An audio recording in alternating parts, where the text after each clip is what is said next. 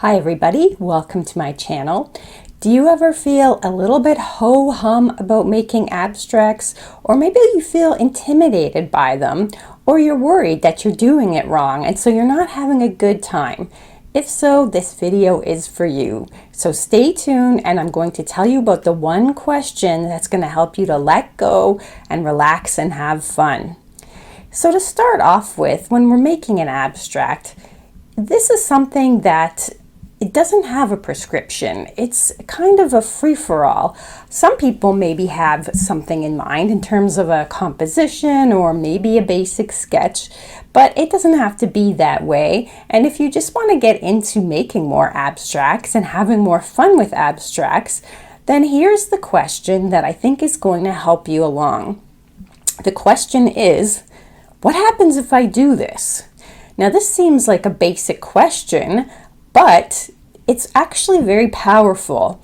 When you say, what happens when I do this? And what I mean by that is, for example, right here, I'm making these marks with my brush. You can see on the left-hand side, there was a little bit like, not a solid color. And I was like, what happens if I keep doing this? What does this look like? What happens? And this is a powerful question because it opens you up to feeling more curious about what you're doing, which is going to stimulate more creativity and even more interest. It's going to open up your curiosity, and I think that you'll find that even more ideas will come to you, and it'll be more like play rather than trying to work your way through it and fight with this painting that you're working on. So right now, here I am. I took a Payne's Gray Neocolor II crayon, and I'm like, well, is this like the Payne's Gray that I just painted on my page? What happens if I do this? And I wanted to find out, is it the same color as the paint I had just put down? And it's pretty similar. So now I know that the Liquitex Basics in Payne's Gray is very similar in color to the Caran d'Ache Neocolor II crayon in Payne's Gray. The next thing I'm doing here is, well, what happens if I put in this lighter color and I rub over the crayon that I just went to? Well, here I find out. It's just an experiment. And that's why I say that this question, what happens if I do this, really is super useful. It takes off the pressure. I'm not trying to make something great. I'm running an experiment. You could even think of this as an art experiment or a scientific experiment. What happens when I put this pink here? I'm applying it with a really scrubby brush. What sort of a texture do I get? These are the kind of questions that I like to ask because it just takes the pressure off. You can see here I'm putting on very thin layers of color, and it creates, sort of a veiled look over the piece. When I take the paper, I press it on and I take it off. That's another experiment right there, and I can see what sort of a texture I get with it. Here again, I'm adding in more green. And it's again one of these things where I'm thinking, well, what is this going to look like? Now, once I've laid down this color, or you've laid down your color, you might be thinking, well, I'm not sure if I like this. What happens if I add this different green on top? It'll add these sorts of questions. They just build on each other, and you might get another idea from it.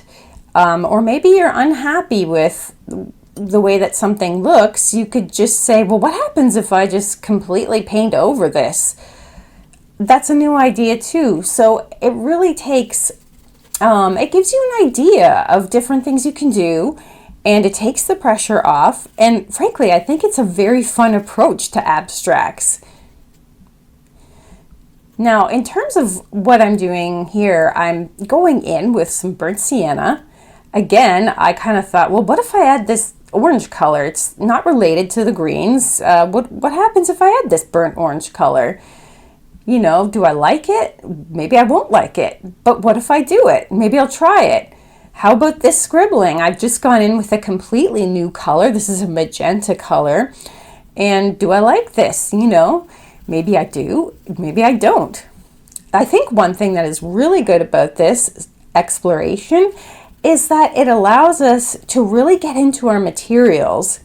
And so you can feel like you're getting a better sense of how they work, and also you're getting a better experience in terms of knowing what you will get in your next painting. So the great thing about this is that it builds your knowledge and it also builds your practice. So as you go on in your painting career, you'll be able to know what sorts of effects you can kind of get, and it'll help you create things faster and you'll have more knowledge. The white pen that I used there was just a white gel pen, and it's not the best, but it was okay. I actually haven't used it in about maybe 2 years, so that was something that I just saw sitting on my desk, and I'm like, well, what happens if I write with this on the painting? Here I am going in. I'm doing a sort of a light, not a wash, but I guess I'd say a dry brush, and it allows me to see how that affects the paint underneath. What I love about dry brushing is it creates different texture in your painting, and it also creates sort of a veiled effect. So if you ever want to go for like a misty, ethereal look, then dry brushing is one way to get that look. I'm continuing my exploration. I used a mechanical pencil there. Now I'm going over it with some color, some lighter color rather. And I'm seeing, well, what happens when I apply sort of a little bit of a light coat? Do I still see the pencil through? Yes, I do. I could have applied a thick opaque coat, and that would have also yielded some interesting information. Now, one of the things that will often come up in these situations is, maybe you really have liked something that you've done and in part of the painting, and maybe another part of the painting you don't like it so much, but you're a bit worried. You don't want to ruin the part that you love. And if you're going in the feeling of experimentation, I mean, sometimes you have to just go for it and you might ruin something.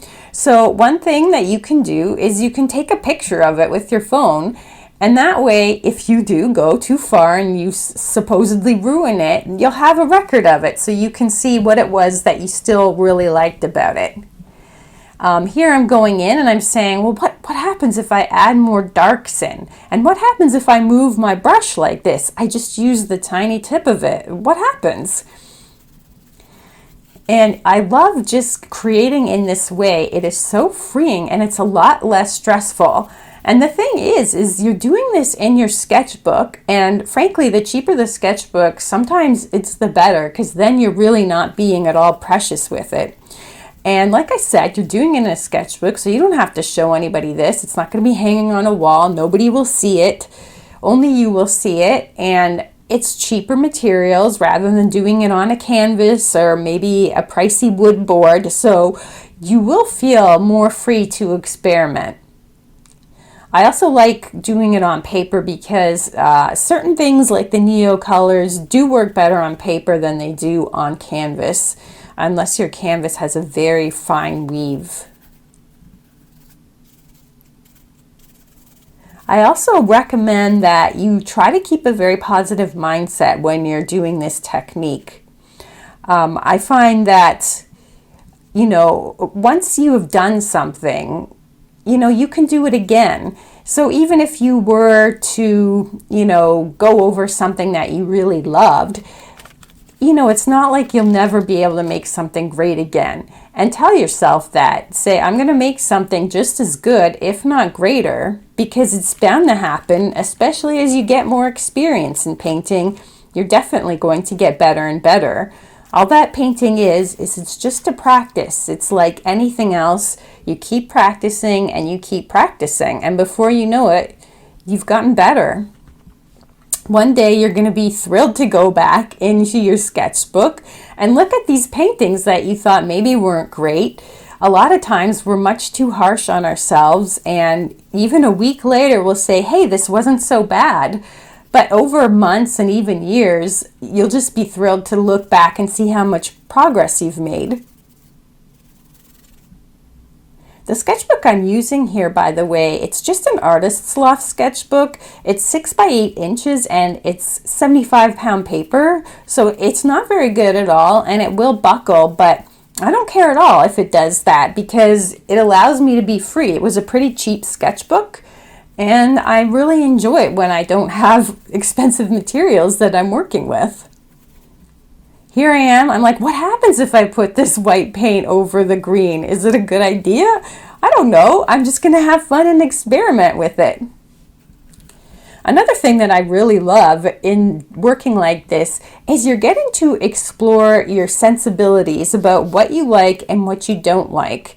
And what I mean by that is like, what sort of brush strokes do you like making? What colors do you like to work with? Do you like working in layers, or do you like, sort of going in with thick opaque paint and just building things like that?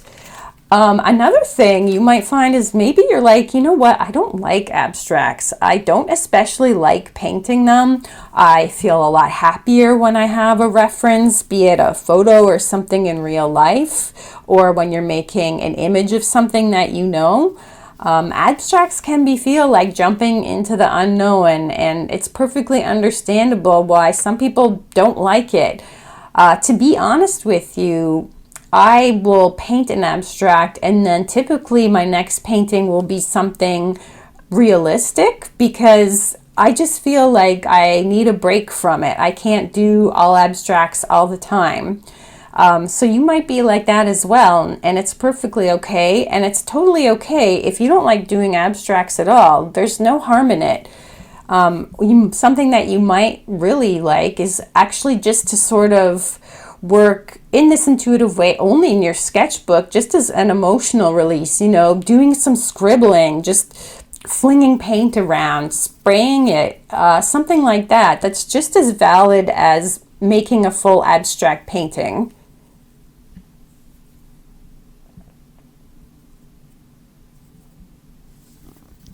So I'm coming along in my painting. I'm getting close to the end of it here. I am really having a good time with it. I didn't care at all how this turned out. I had absolutely no interest in trying to make a good painting. I just kept asking myself, what happens if I do this? What happens if I add this sort of paint and I smudge it over the Neocolor? What happens if I add, what happens if I use this paper towel and I just rub it off? In one portion of the painting, I dipped the Neocolor in water and I applied it like that. Here I am just kind of stippling with the paper towel some of that paint from the other side. It was just one big experiment and it really was a lot of fun. So I really encourage you to give this a try. Look at the amazing texture that I got from painting in this manner and adding all these different layers. It was so much fun to do, and I hope you really got some tips from this. And I hope you find yourself using this technique and allowing yourself to just let go and be free. Thanks for watching.